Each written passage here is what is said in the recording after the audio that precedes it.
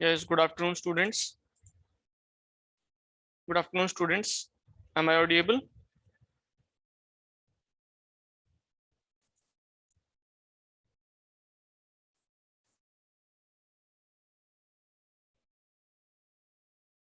Yes, Rishabh. Am I audible? जी sir.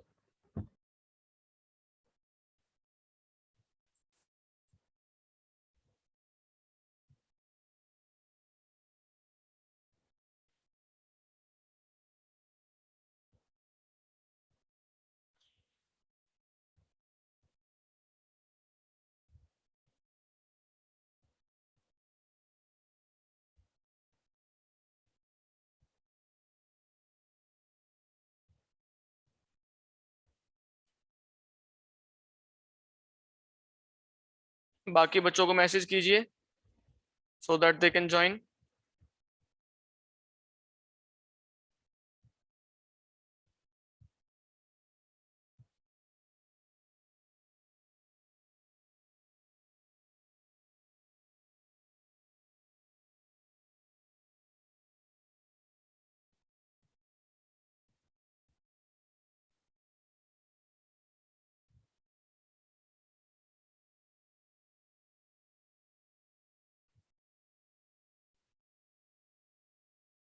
Yes.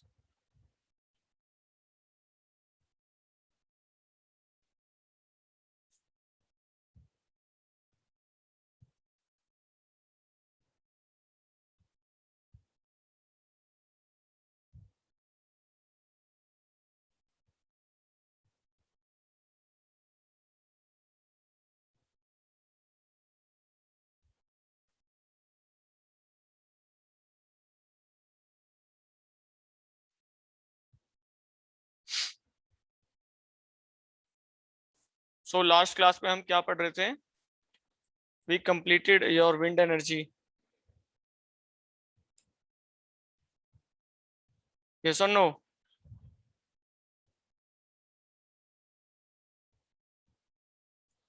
Power plant में सुन पा रहे हैं?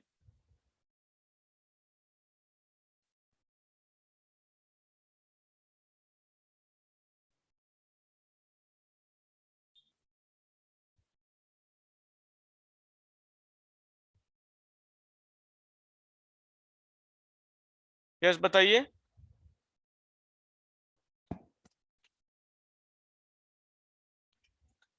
लास्ट क्लास में हमने कहां तक पढ़ा था?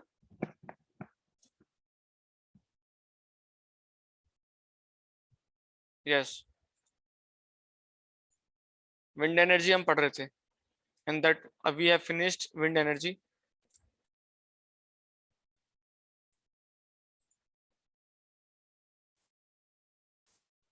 Please ask your friends, join quickly.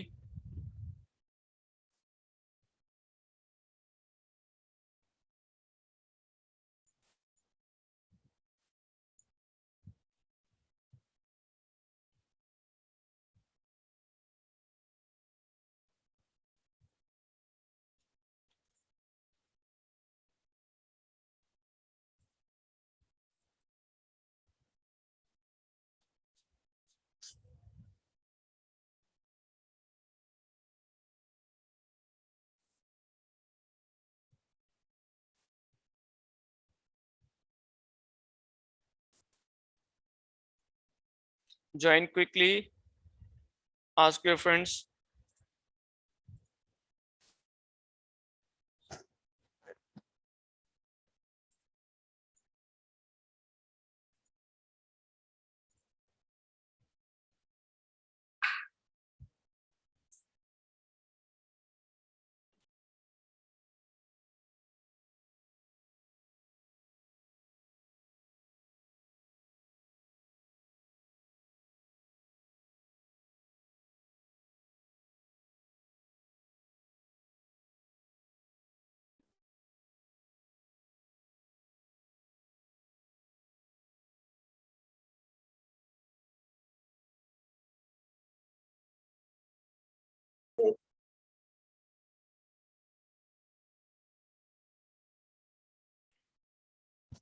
Okay, चलो स्टार्ट करते हैं।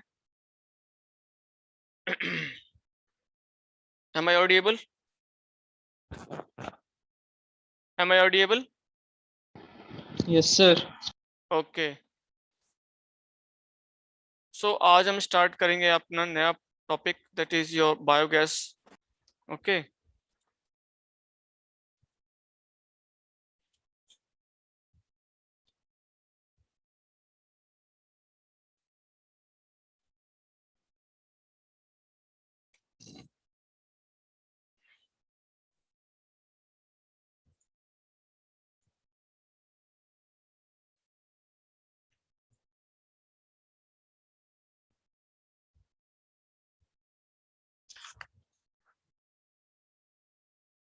सो what is biogas?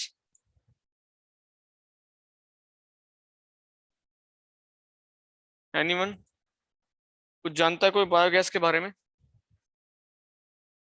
Yes.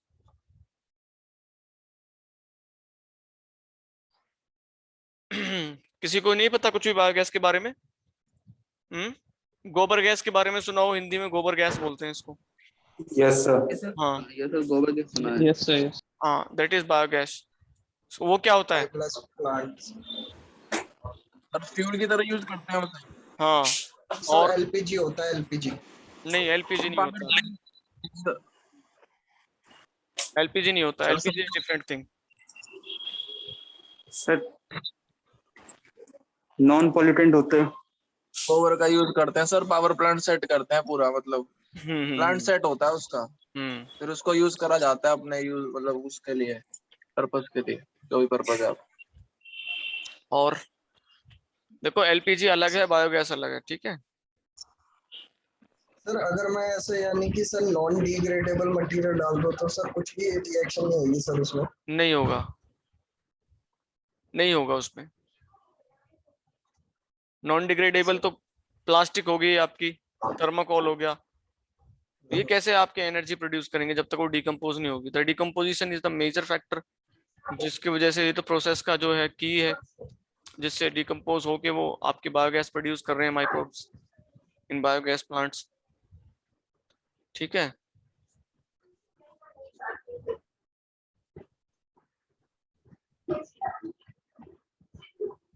So biogas क्या है? बायोगैस एक्चुअली क्या है? Is a process through which your waste, agriculture waste और domestic waste, that can be degraded easily, जिसको हम एनारोबिक रिएक्शंस के साथ डिकम्पोज कर सकते हैं। उसके बदले में we will get a gas, that is biogas. Okay, अगर हम बायोगैस की बात करें तो एक छोटा पार्ट है, बट अगर हम बायोमास की बात करें that is a big term. So biomass के अंदर क्या क्या आता है? बायोमास क्या है actually? Biomass is an organic matter from plants, animals, and microorganisms growing on land and the water and their derivatives. ठीक है, the energy obtained from biomass is called biomass energy. So ये जितने भी मैंने आपको बताए हैं, microorganisms grown on land, waters and their derivatives, plants, okay, animals, ये जितने भी हैं, plants, animals, microbes, and land and water पे जो organisms होते हैं और उनके derivatives, all are included in biomass, ठीक है। and the energy obtained from the biomass is called biomass energy. Now question is here, okay, what is the need of biomass? कि need क्या है, बायोमास की क्या जरूरत है, और ये किस तरह की एनर्जी है, और क्यों इसको हम कन्वर्ट कर रहे हैं? क्वेश्चन यहाँ है। ओके, सो एक्चुअली में क्या है, जो हम अपने रूरल एरियाज की बात करते हैं, ज्यादातर ग्रामीण क्षेत्रों की, तो वहां पर जो हमारा एग्रीकल्चर जो एरिया है, उसका जो एग्रीकल्चर वेस्ट है वो काफी ज्यादा क्वांटिटी में जनरेट होता है। जैसे आप अभी धान की कटाई होगी, तो जो पराली है उसको आपने सुना होगा, पंजाब एंड हरियाणा में किसान पराली को जला देते हैं। उसकी वजह से आपका जो एनसीआर में है, मोस्टली जो एयर क्वालिटी इंडेक्स है वो ड्रॉप कर जाता है बर्निंग की वजह से। तो वो क्या है? वो that is your agriculture waste, मतलब उसका कोई यूज नहीं हो पा रहा है, तो उसका यूज हम कर सकते हैं in production of clean fuel. Clean fuel means biogas generate हम उससे कर सकते हैं, या उसको एक प्रॉपर सेटअप बना के उसका डिकम्पोजिशन कर सकते हैं। दूसरा, या उसका एक और इम्पोर्टेंटली हम एक कंबशन चैम्बर बनाएं और उसके अंदर कुछ जो है बर्नर्स वगैरह एंड प्रेशराइज करके कुछ ऐसे तरह का सिस्टम बनाएं कि वहां पे उसको जलाने से जो हीट प्रोड्यूस हो रही है that can be converted into electricity without polluting your environment. So this can also be possible. तो सिर्फ उसको जला देने से ये नहीं है कि आप उस एग्रीकल्चर वेस्ट से रिड ऑफ हो गए, नहीं। How you can utilise it in a more cleaner way, so that can be achieved with the help of biogas and biomass production। कि हम बायोमास प्रोडक्शन से ये चीज अचीव कर सकते हैं। ओके, डिफरेंट डिफरेंट मेथड्स हैं बायोमास जो है एक्सट्रैक्शन के फॉर यूजफुल एनर्जी के लिए हम कैसे इसको ऑब्टेन करें, उसके लिए डिफरेंट मेथड्स हैं। और जो एक बच्चा पूछ रहा था, अभी कह रहा था जो कि biomass is an LPG, no, biomass and LPG में काफी डिफरेंस है। एलपीजी क्या है? That is your liquefied, L से लिक्विफाइड पेट्रोलियम गैस। ये ऑब्टेन होती है हमारे फॉसिल फ्यूल्स जो हमारे डिपॉजिट्स हैं, वो जब हीटिंग की वजह से वेपराइज होते हैं, उनके जो ऊपर से गैस निकलती है, that is your that is petroleum gas. Petroleum जहां से एक्सट्रैक्ट कर रहे हैं वहां जो गैस रिजर्व्स के ऊपर जो गैस फॉर्म हो रही है that is petroleum gas. And वो गैस को हमने इतना प्रेशर डाल के सिलेंडर के अंदर भराए दे that because of the high pressure it converts into liquid form, so that's why it called liquefied petroleum gas। whereas अगर हम बायोमास की बात करें और अगर मैं इसके केमिकल कंपोजिशन की बात करूं, so it is your butane, this is your butane। जो इसके अंदर जो गैस होती है दैट इज ब्यूटेन, जो एलपीजी में हम यूज करते हैं, ठीक है। प्लस इसमें एक स्मेलिंग सब्सटेंस मिलाया जाता है दैट इज मार्केप्टेन, मार्केप्टेन, ठीक है। मार्केप्टेन जो है is a smelling substance added to LPG so that its leakage can be easily detected कि ये गैस लीक कर रही है। But in its natural form, butane is colorless, odorless gas। If it leaks, it's very difficult to sense this gas। Okay, अगर otherwise हम butane, particularly butane targeted sensors लगाएं तो हम इसको डिटेक्ट करते हैं, otherwise it can not be detected. कि अगर लीक हो रही है तो डिटेक्ट नहीं हो पाएगी and it will lead to fire. अगर कहीं पे लीक हो जाती है, आपके घर के अंदर लीक हो जाती है और सडनली अगर स्पार्क कहीं से इसको मिल जाए that it will lead to fire, house fire. So prevent करने के लिए उसको mercaptan is added, that is a smelling substance which if this gas leaks, तो लीक होती है गैस तो उसकी वजह से मार्केप्टेन जो है इसके साथ कंबाइंड फॉर्म में होता है and very smelling smell comes when there is a leakage of this gas around your kitchen. Okay, अगर हम बात करें बायोगैस की तो इसका जो केमिकल कंपोजिशन है दैट इज CH4 यानी कि methane. Methane is the main constituent of your biogas. समझे बात को? सो जो बच्चा पूछ रहा था कि एलपीजी को ही हम बायोगैस कहते हैं, नहीं, ऐसा नहीं है। LPG is a different thing. This is what which we have produced this gas. LPG हमने प्रोड्यूस नहीं की है, इट्स सेल्फ मेड। आपकी अर्थ की क्रस्ट के अंदर पेट्रोलियम डिपॉजिट्स के ऊपर जो बनी है gas, just we have extracted it out and used it, but biogas we are producing it। Okay, so is it clear that LPG and biogas are two different things? I hope it's clear to you now।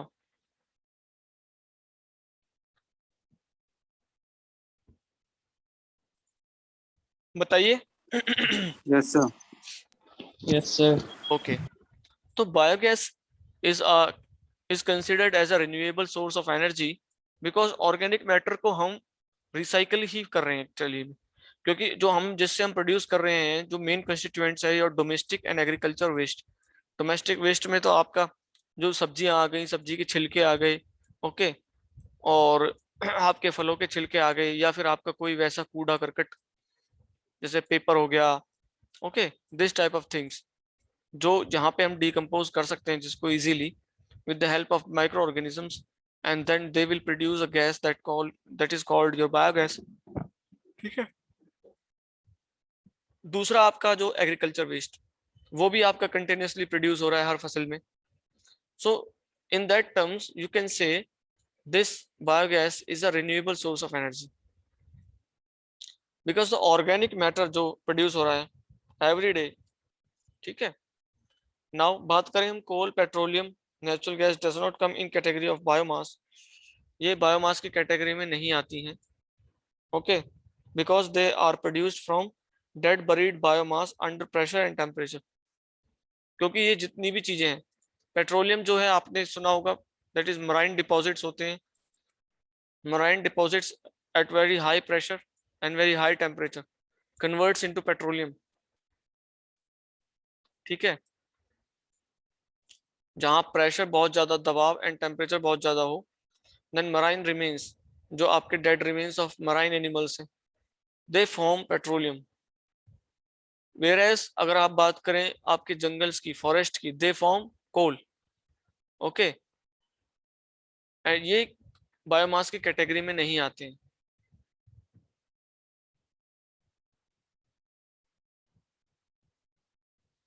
So biomass can be considered as a form of solar energy, as the latter is used indirectly to grow the plants from photosynthesis. कि जो हम domestic waste produce कर रहे हैं या हम agriculture waste कर रहे हैं, वो इनडायरेक्टली जो है फोटोसिंथेसिस से ही करके तो आपके जो प्लांट्स ग्रोथ हुए थे, फिर उनको हमने हार्वेस्ट किया, अपना फल लिया, जो भी हमें मिला, दाल चावल जो भी हमने उगाया, बाकी जो बचा प्लांट का जो part, that is your agriculture waste. And it too, ये भी जो है फोटोसिंथेसिस की वजह से ही तो ये प्लांट्स ग्रो हुए थे. सो फोटोसिंथेसिस में सन इंपॉर्टेंट है. So you can say the sun is the ultimate source. आप अगर बात करें बायोमास की, कह सकते हैं कि नहीं? Yes, sir. सो Yes, Yes, sir. sir, कह सकते हैं. ओके, सो बायोमास रिसोर्सेज की अगर बात करें, in our country there is a great potential for the application of biomass as an alternative energy. We have plenty of agriculture and forest resources for the production of biomass.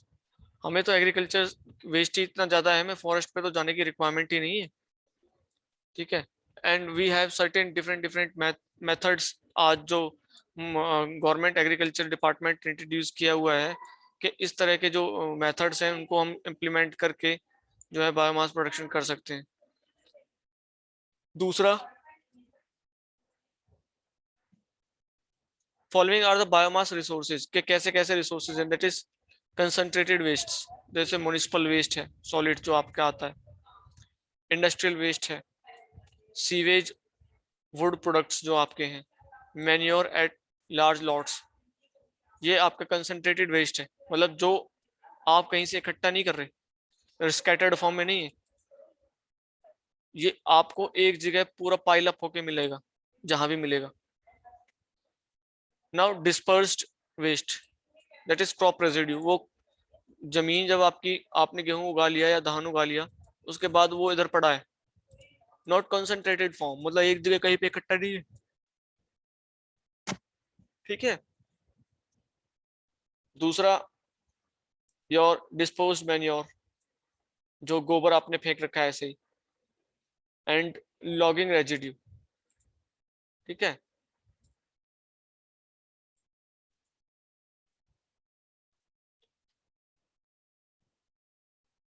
Next comes your harvested biomass, that is standing biomass and biomass energy plantation. So the biomass sources are highly dispersed and bulky and contain large amount of water, around 50 to 90%.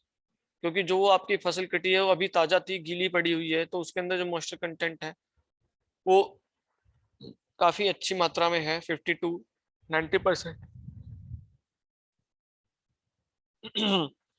तो इसको transport करना economical नहीं होगा, because जो आपके पास जो मास है जिसको हम कन्वर्ट कर सकते हैं आपके जो ये गैस में, apart from the water molecules present in the plant, that is very high.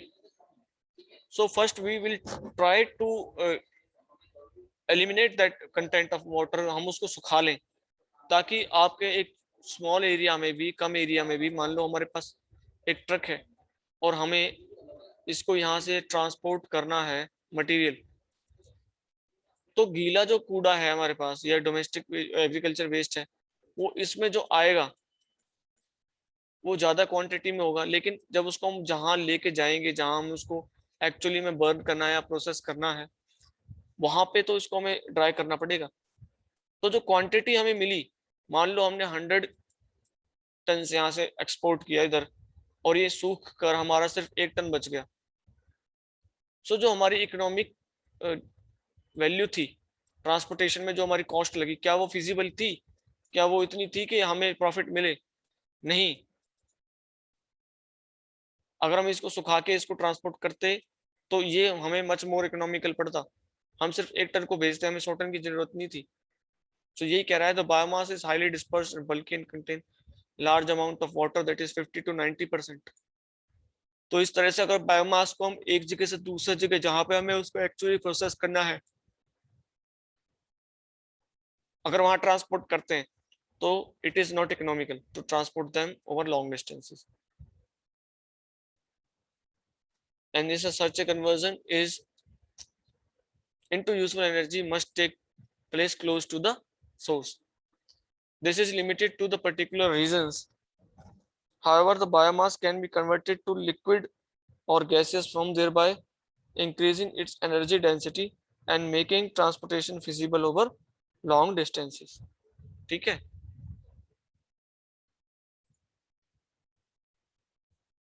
So biomass conversion के process अगर हम बात करें,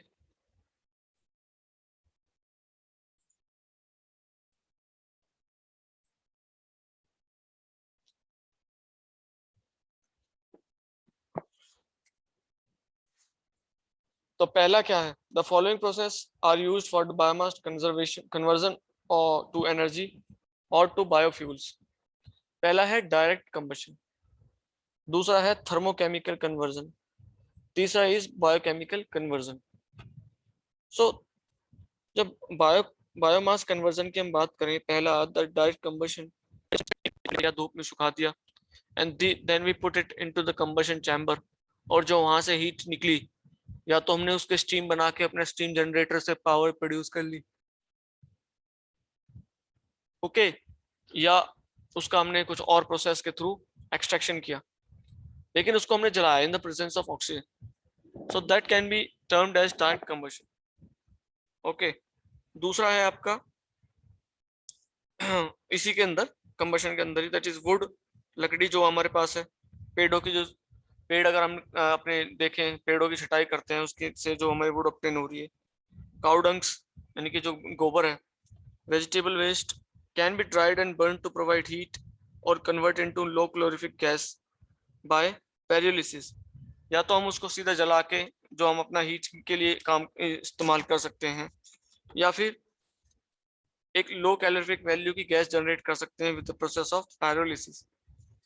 So in this pyrolysis process, the organic material is converted to gas, solids and liquids by heating to 500 to 900 degree in the absence of oxygen.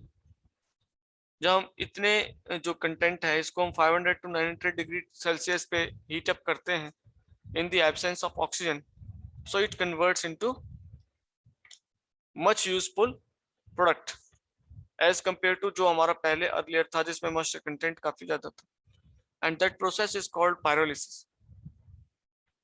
The combustion of biomass is more difficult than other fuels since it contains relatively higher moisture content and biomass is free from toxic metals and its ash. Okay, जो हम बात करते थे fluidized bed combustion की, उसमें हम ये वाले यूज कर सकते हैं. So the technology of fluidized bed combustion may be used for efficient combustion of forestry and agriculture waste materials such as sawdust, wood pieces, hog fuel, rice husk, straws, nut shells and chips. So ये जो हमारा agriculture waste है इसको हम fluidised bed combustion के through, जो हमने पढ़ा था आपके बॉयलर में, फ्लूइडाइज्ड बेड कंजर्वेशन, काफी एफिशिएंटली इसको हम बर्न कर सकते हैं.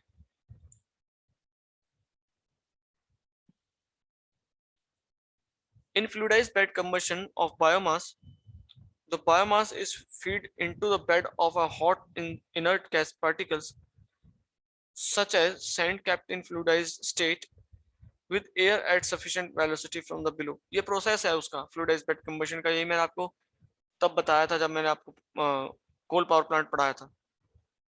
Okay. The operating temperatures is formally controlled within the range of 750 to 950 degrees Celsius.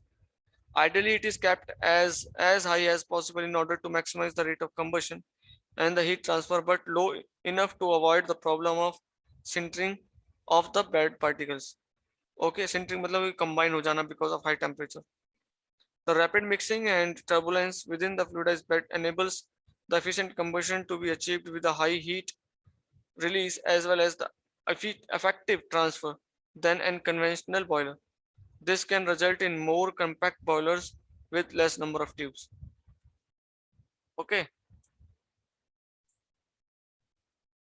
Now next जो आपका था, this was your direct combustion. दूसरा जो है that is thermochemical combustion conversion. Thermochemical conversion में क्या है? Biomass is decomposed in a thermochemical process having various combinations of temperatures and temperatures, and the thermochemical conversion takes two forms, that is gasification and liquefaction. So gasification takes place by heating the biomass with limited oxygen to produce low heating value gas, or reacting it with steam and oxygen at high pressures and temperatures to produce medium heating value gas. तो जो बाद वाली जो चीज बनी है may be used as a fuel directly, okay, or used in the liquefaction by converting it to methanol or ethanol, or it can be converted to high heating value gas. ठीक है. So biochemical conversion. In biochemical conversion there are two principal conversions, that is anaerobic digestion, fermentation and anaerobic digestion. ठीक है. तो anaerobic digestion क्या कहता है? The process involves microbiological digestion of biomass. इसका process है, the process and the end products depend upon the microorganisms cultivated and the culture conditions. Anaerobic is a microscopic organisms that can live and grow without external supply of oxygen, and it extracts oxygen by decomposing the biomass at low temperatures up to 65 degrees in presence of moisture. So क्या कह रहा है ये कि जो biomass है उसको हमने क्या किया, एक कंटेनर में भर के रख दिया, and some anaerobic bacterias are feed on that biomass, and वो बायोमास, वो बैक्टीरियाज जो हैं, वो माइक्रो ऑर्गेनिजम्स जो हैं, वो इसको डिकम्पोज करेंगे in the absence of oxygen.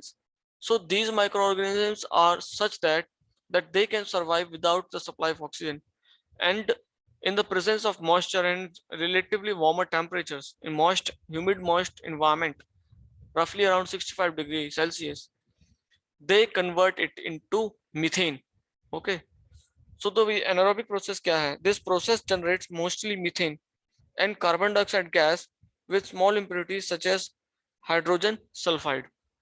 तो ये मेन कंस्टिट्यूएंट्स हैं आपके जब एनारोबिक डाइजेशन आप कर रहे हैं बायोमास का. Getting my point? यहां तक क्लियर हुआ? Yes, sir. The output gas obtained from anaerobic digestion can be directly burnt. अगर वो जो गैस बनी है now methane, उसको हम डायरेक्टली अपने पाइपलाइन के थ्रू, अपने बर्नर्स के थ्रू हम यूज कर सकते हैं फॉर कुकिंग पर्पस और रनिंग योर गैस जनरेटर्स. ठीक है.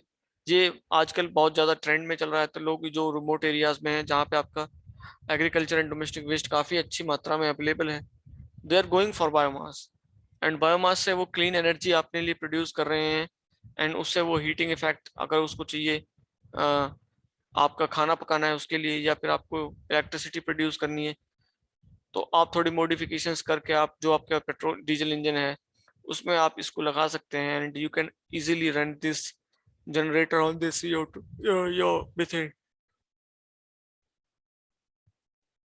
ठीक है. तो ये कह रहा है the output gas obtained from anaerobic digestion can be directly burned or upgraded to superior fuel, that is methane, by the removal of CO2 and other impurities. The residue may consist of protein-rich sludge and the liquid effluents which can be used as a annual feed or for the soil treatment for certain processing. तो इससे हमें कितना फायदा है? देखो biomass जो उसको हम पहले जला रहे थे ऐसे ही ओपन में इन द प्रेजेंस ऑफ एयर, वो हीट ना हमारे काम की थी, एंड जो उसमें हार्मफुल गैसेस निकल रही थी वो हमारी एयर क्वालिटी इंडेक्स को डिग्रेड कर रही थी, ना हम उसकी जो हीट थी उसको यूटिलाइज कर पा रहे थे। ऑल्सो जो हमें उससे मैन्योर मिलने वाला था वो भी नहीं मिला, and because of the burning heating की वजह से जो हमारी सोल की जो क्वालिटीज थी या माइक्रोऑर्गेनिज्म उसमें जो प्रेजेंट थे वो और मर गए। सो ये एक बहुत ही अच्छा विकल्प है हमारे किसानों के लिए for production of biomass, a clean energy. They can produce it with efficiency without any problem. Okay, and government is supporting this scheme.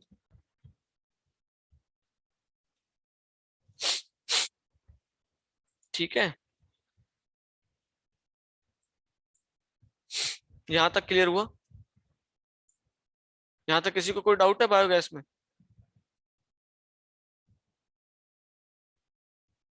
No please बताइए No, बच्चों। sir.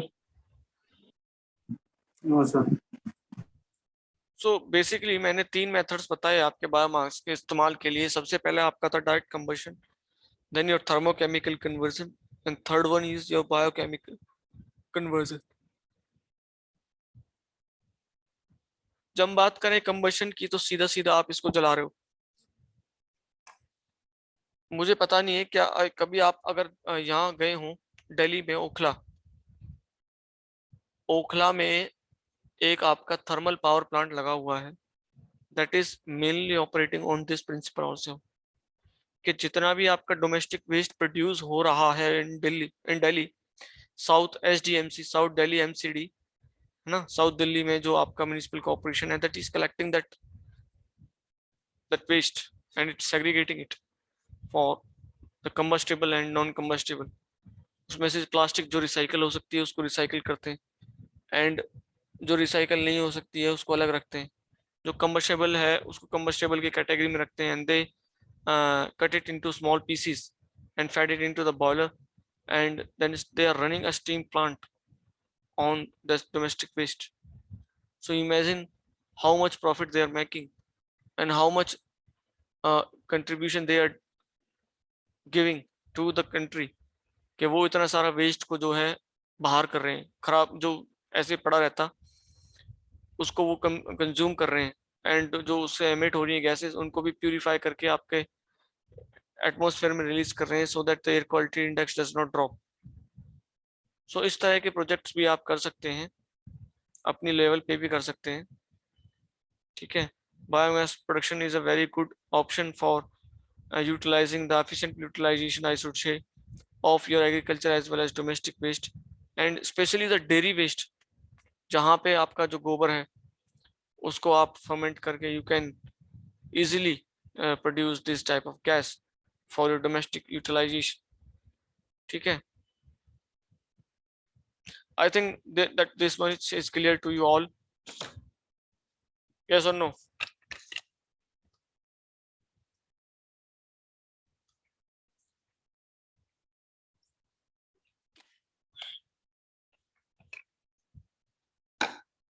एक बार प्लीज अपनी रोल कॉल अटेंड कीजिए।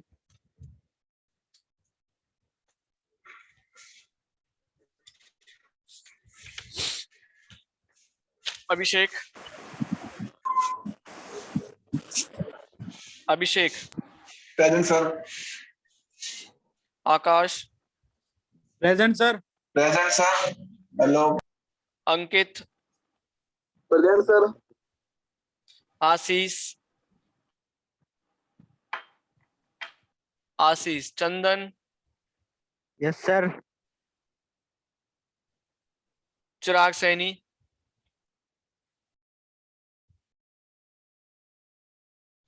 गौरव Kumar, Yes, sir. Himanshu, roll number 17. Yes, sir. Yes, sir. Himanshu Pundir. Present, sir.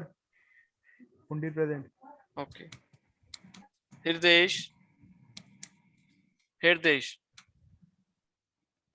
Present, sir. Okay. Janice Kumar. Present, sir. Jitendra Rana. Present, sir. Present. Hello, sir. Present. Okay, okay. Karthik. Kaushal Kumar.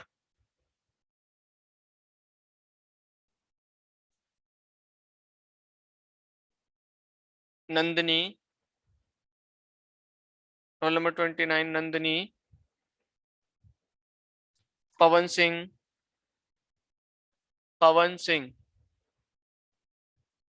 Prince Sohra. Prince Sohra. Rahul. Roll number 32, Yes, sir. Rahul. Yes, sir. Rahul Chaudhary.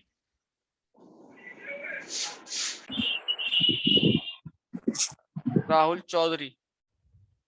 Rahul Singh. Roll number 34, Rahul Singh. Rakhi. Ramdutt. Present, sir.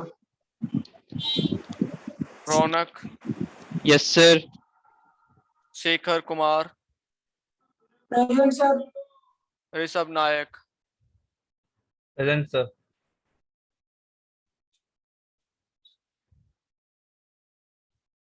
Sir, 7 roll number. आशीष. जी sir. ठीक है.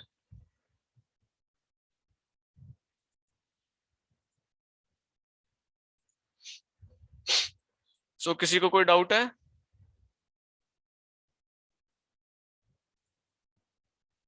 नहीं sir. ठीक है, तो 4 बजे मिलते हैं. आज प्रेजेंटेशन किसकी थी? Ashish and Abhishek and Akash. Are you ready with your presentation? Sir मैं रेडी हूँ. कौन? आकाश. ठीक है, हाँ, आपकी सर. नेक्स्ट क्लास में हम प्रेजेंटेशन लेते हैं. ओके. Okay sir. सर मैं प्रिपेयर नहीं हूँ सर. आप प्रिपेयर क्यों नहीं हो? हेलो हाँ, क्यों नहीं हो? सर, घर में काम चल रहा है सर. तो घर में काम चल रहा है सर, खुदाई का, पेंटिंग का काम चल रहा है. आप कर रहे हो पेंटिंग? इधर उधर हुआ पड़ा है. आप कर रहे हो क्या? सर सामान सारा इधर उधर हो रखा है ना. ओके, क्या करूँ बताओ. कोई बात नहीं. कल ले लेना. You will not get any next turn नहीं मिलेगी आपको. टाइम पे जो है वही होगा काम. ठीक है, बच्चे फिर पेंडिंग हो जाएंगे बाकी. ठीक है, अगर आज इनकी नहीं होती है then you will get time. ठीक है, आप कल तक प्रिपेयर कर सकते हैं, इससे ज्यादा मैं नहीं दे सकता time. Okay, so thank you.